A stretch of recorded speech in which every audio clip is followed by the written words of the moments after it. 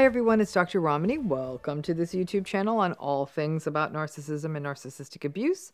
If you're new to this channel, welcome.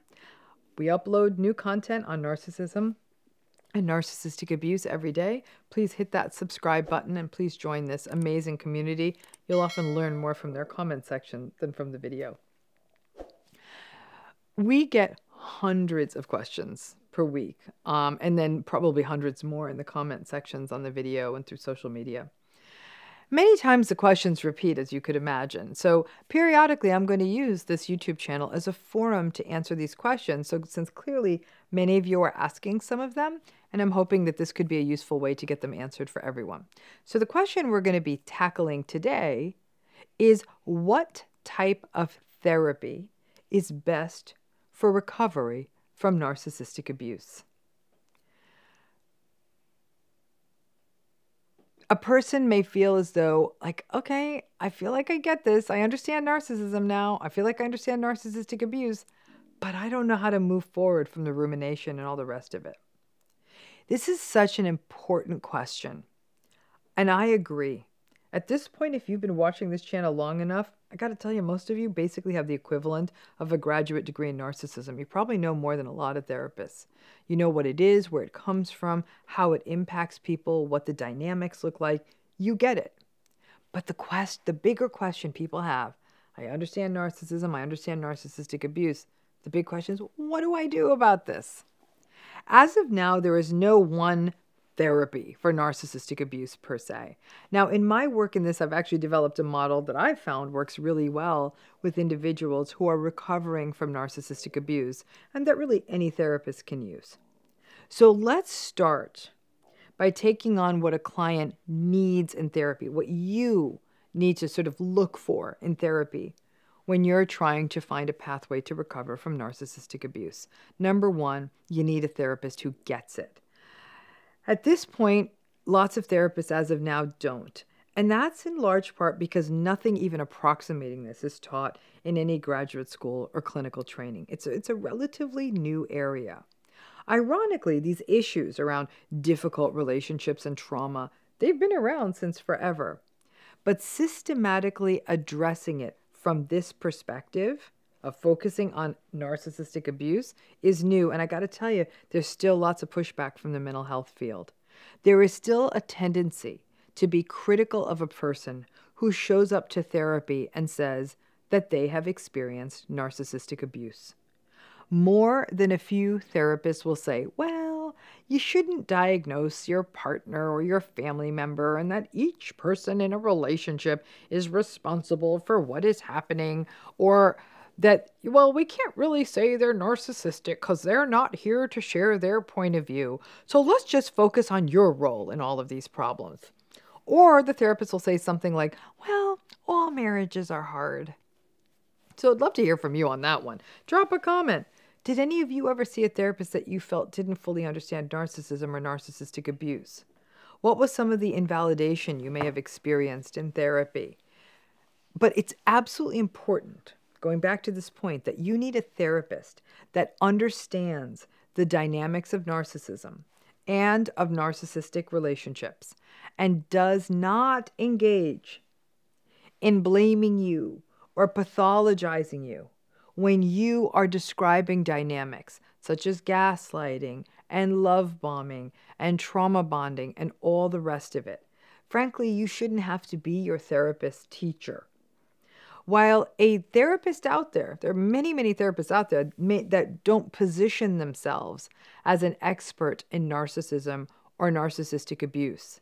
One thing to keep in mind is that therapists who have a background in trauma or trauma-informed practices, they often do understand the critical importance of principles such as validation and avoiding blame.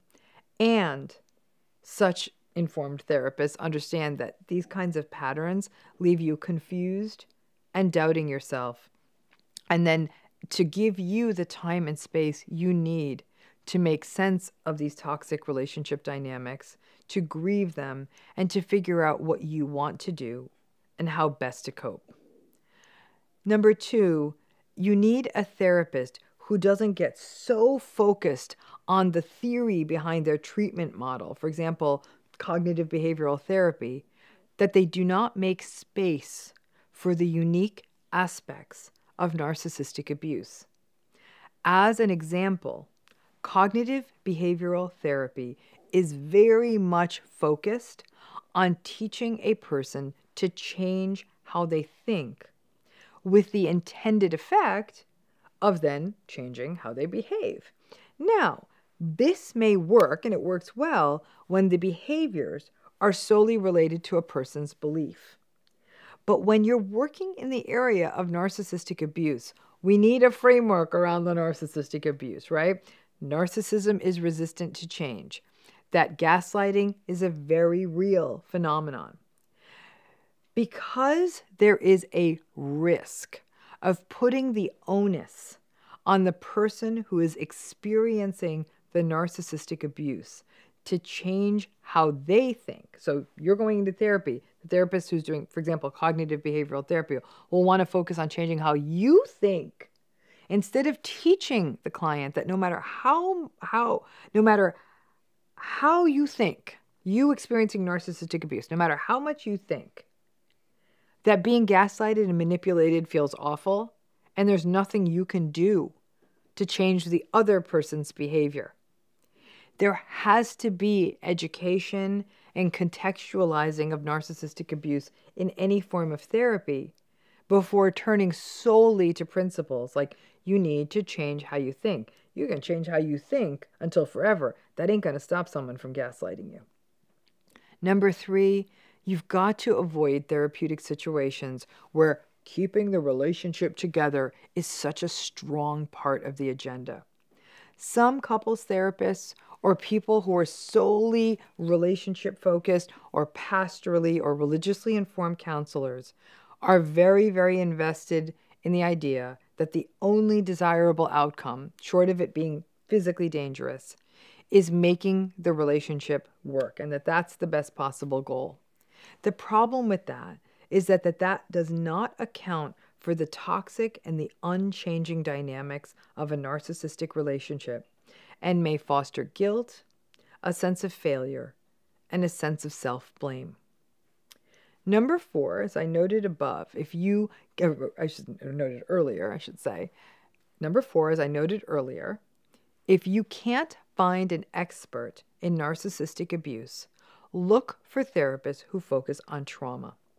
Trauma-informed therapists understand how to work with people who have been through a traumatic and fear-inducing and frankly confusing experience from a place of validation, safety, support, and with a full understanding of how trauma affects the nervous system and the person holistically. That perspective can be really, really useful as a part of being treated for narcissistic abuse, and trauma therapists are really on top of ensuring that a person doesn't blame themselves for something that happened to them. Number 5, it's important you work with someone who has a wider understanding of grief. Healing from narcissistic abuse is a deep dive into grief, and not how we usually think of grief for the dead, but grief for experiences that have been missed and lost, grief over loss of hope, grief over loss of time, and a therapist using a grief recovery format and on top of that, if they also understand the dynamics of narcissism, that can be really useful. Number 6, the nice thing to keep in mind is that the techniques that work with survivors of narcissistic abuse, they are there's a word I'm going to use, we're going to call it trans-theoretical.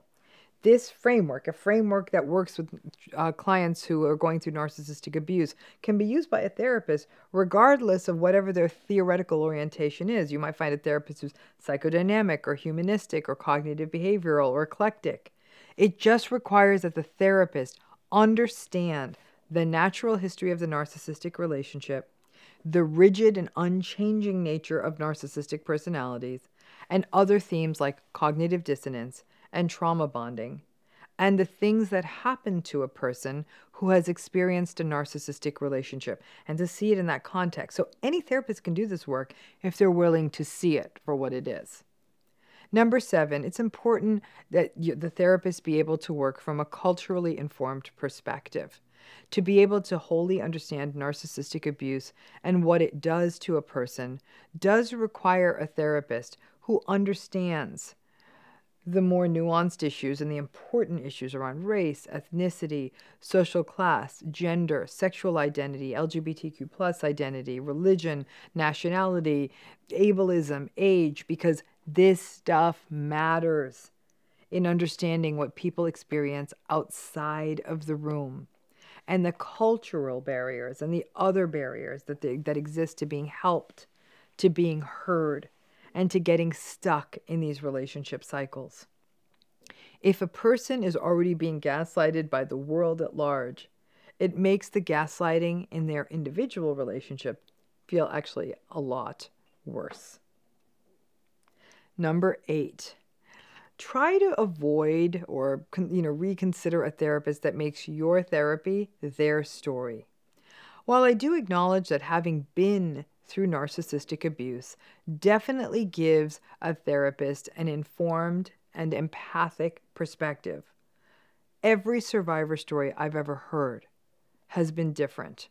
For example, things that worked for me and parts of my story, they may not work for you or even be relevant to you. Therapy is your space, your story, your experience. And if they doubt your experience based on theirs, or give you advice based on theirs, or say, well, this is what happened in my story, that may not be such a good fit for you. Their perspective could be useful for a minute, but your therapy is not meant to be a space to sort of share their heroic narcissistic abuse survivor tale or their narrative. You may want to hear it, but beyond that, it's your time. Number 9, just because a therapist describes themselves on a website or someplace else as a narcissistic abuse recovery expert doesn't always necessarily mean they'll be a good fit for you. They may be a good therapist for someone else, but if it doesn't feel good for you, it doesn't feel good for you. It's also a possibility they've called themselves an expert, but they aren't. Right now, we're still working on the credentialing around this. But be sure that in whoever you see for therapy, you feel safe or heard. Because there's a lot of therapists out there who don't call themselves narcissistic abuse experts, and there actually could be a really great fit for you. Other people, like I said, may call themselves this kind of an expert, and you don't really like them. After going through narcissistic abuse, people don't always trust their instincts. Let this be the day, and let this be the process that leads you to starting to trust yours. If the therapy experience doesn't feel good, you have the right to step away and find another therapist. Don't worry about hurting the therapist's feelings.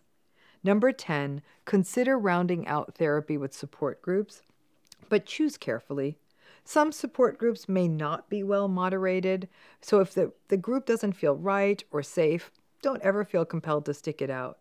But having safe, good, well-moderated peer spaces and supportive spaces can be useful to your healing and growth and help you kind of derive strength and belonging from recognizing other people have been through this. Number 11, you got to do work between sessions. I am one of many that strongly encourages journaling, list making, rituals, routines, cleaning out toxic folks, reading, getting educated, mindfulness. This is about a change in your whole life. And while therapy is important, the 167 hours or the work between sessions is crucially important as well. I'd love to have you drop a comment. What are some of the things, those of you who are sort of really doing the work to push back on narcissistic abuse, what's the work that you've done between sessions that's helped you? Number 12, be wary of anyone who says they'll snap you back into shape from narcissistic abuse in 6 weeks or some set amount of time. Healing is personal. There is no schedule. It's always a process. Some people take months, some people take years, and that's fine. Number 13, work with a therapist who helps you identify any other issues that you may be experiencing, such as anxiety, depression, substance use, disordered eating, and then helps you and works with you to manage them alongside the narcissistic abuse patterns that you are experiencing. The narcissistic abuse is interlinked with the other stuff you're going through, and both issues need to be addressed simultaneously. It's not as simple as, oh, once we treat your anxiety, we'll circle back and we'll talk about that narcissistic abuse. Interdependent, have to be dealt with together. Now, ultimately, when it comes to therapy for narcissistic abuse, as of now, again, now it's time for us to start doing the research, but there is no sort of singular model that works best, but a good model includes trauma-informed practices, trust, not being blamed or invalidated by the therapist. For example, if anyone ever asks you the question, why did you stay so long? No. Good therapy includes grief work, education about the patterns of narcissism, specifically as to how they're relevant to your situation, awareness regarding dynamics such as gaslighting and how to fortify and strengthen yourself, techniques to address rumination, awareness about the intersectional and cultural issues that are relevant specifically to you, gender, race, you name it, and awareness of psychosocial issues like domestic violence or elder issues or custody issues, and connection to awareness of resources that could be useful. Your therapist doesn't have to be an expert in this. They just need to know that these are important things to seek out, or even get consultation for themselves to help you. This whole world of narcissistic abuse is a complex and evolving space. And I'm telling you this again, as a last thought, I'm going to repeat this. If the therapeutic relationship doesn't feel good, then leave. Not all of us are a perfect match for every client. It's very hard for survivors of narcissistic abuse to value themselves enough to say that a given therapist doesn't feel right. But sometimes it doesn't, and it's important to find someone who works for you. You deserve at least that much. All of this is a process. Most people come out of this wiser, stronger, a bit battle-scarred. But remember what Rumi says about those wounds, right? Those wounds are where the light enters us. So let therapy be a place of self-advocacy for you, of resilience building, of addressing what has harmed and hurt you. Let it be a place that is designed to help you, but never to blame you or shame you. So I hope that you found the answer to a question about therapy in this video. So please give this video a thumbs up if you did. And any other questions you may want to ask, please drop them here if you want them addressed in future videos. Thanks again.